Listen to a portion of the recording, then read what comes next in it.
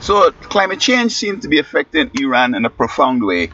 And my understanding is that when the President Rouhani, one of his first acts was to consider the plight of this lake, Rouhini. Now, I understand that the rivers and the other waterways that feed this lake are being siphoned off into a variety of projects, agriculture, I guess, citizen use, etc.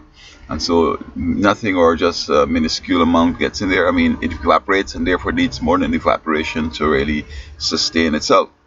And I have no problem with them taking water for any legitimate use.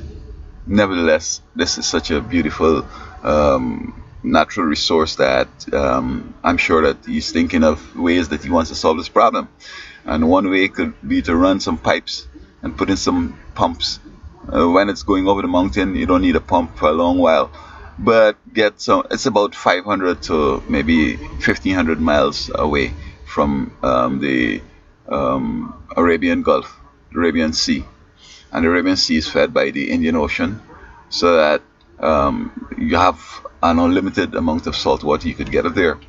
And so pump it up and fill up the lake, because it's becoming an eyesore now, where these rusting boats that are sunk and stuck in the salt.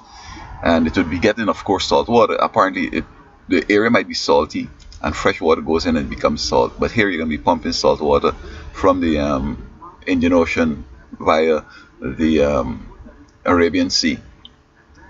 I understand it was a tourist attraction. People liked to go out there and watch its splendor and so forth. And this is a real big lake. It's bigger than some islands in the Caribbean. And so, Mr. President Rouhani, I admire that one of your first considerations was this lake disaster of the lake. And so let us pump some water up there and replenish the lake and let the lake flourish.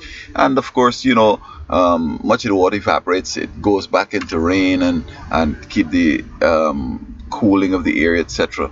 And at nights, a little kind of maritime influence. So this is my recommendation to you, President Rouhani.